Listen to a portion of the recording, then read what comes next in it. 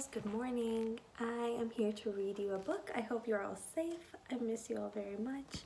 And here it is, The Girl Who Never Made Mistakes by Gary Rubenstein.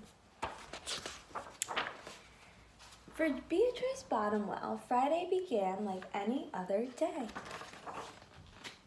She matched her socks and, of course, she put her shoes on their proper feet. She remembered to feed her hamster Humbert his favorite food, broccoli. And when she made a sandwich for her brother Carl's lunch, she used exactly the same amount of peanut butter as jelly. When she stepped outside to greet her fans, she didn't forget to say good morning and thank you. They asked if she made her bed. She had. They asked if she forgot to do her math homework. Nope. What about tonight's talent show, they asked. I'm ready, said Beatrice with a smile. After all, her juggling act had won 3 years in a row. Most people in town didn't even know Beatrice's name. They just called her the girl who never made mistakes, because for as long as anyone could remember, she never did. Unlike Beatrice, Carl made lots of mistakes. He ate his crayons and drew with his green beans. He danced with his hands and played the piano with his feet. Carl loved to make mistakes.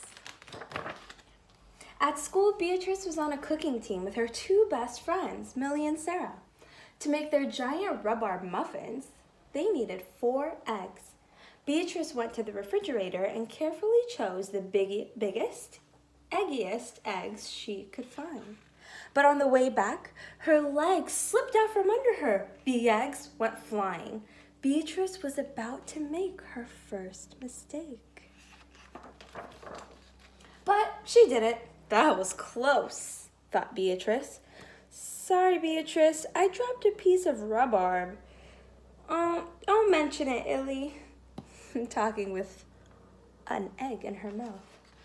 For the rest of the school day, Beatrice could not stop thinking about her almost mistake. On her way home from school, Beatrice watched Millie and Sarah ice skating in the park. Come join us, said Millie. It's fun, said Sarah.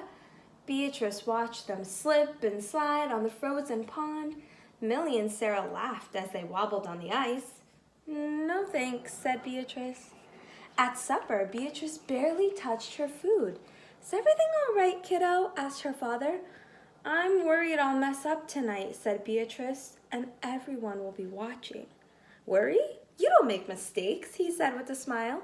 Beatrice tried to smile too. After supper, Beatrice got ready for the talent show. First, she woke Humbert from his nap.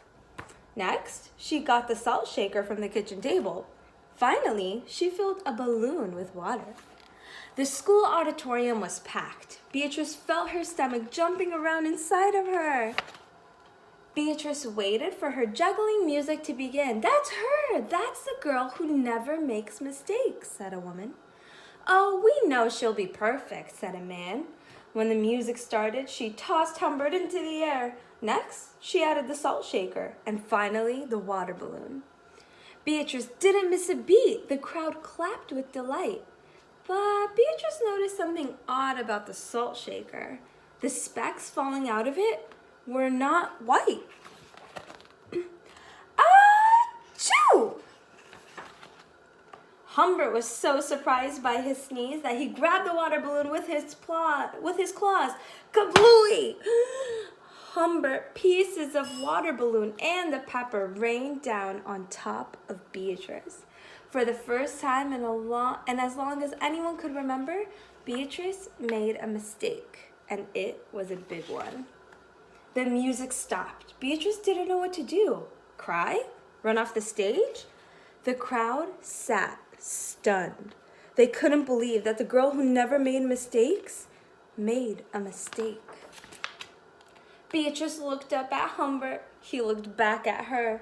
His hamster fur was soaked and speckled with bits of balloon. Beatrice let out a giggle. The giggle grew into a chuckle, and the chuckle became a laugh. The people in the crowd looked at each other and then back at Beatrice.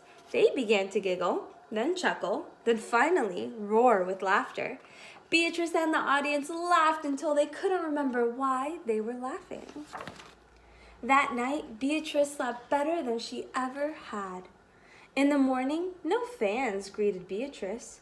When she got dressed, Beatrice, for no reason at all, put a polka dot sock on one foot and a plaid sock on the other. Beatrice and Carl made sandwiches. This time, they put the peanut butter and jelly on the outside. They called it an inside-out peanut butter and jelly. Lunch was messy and delicious. Later, Beatrice found Millie and Sarah skating in the park. They fell a lot, and they laughed. Now, people no longer called her the girl who never made mistakes. They just called her Beatrice. The end. Hope you loved it. Stay tuned for the next book.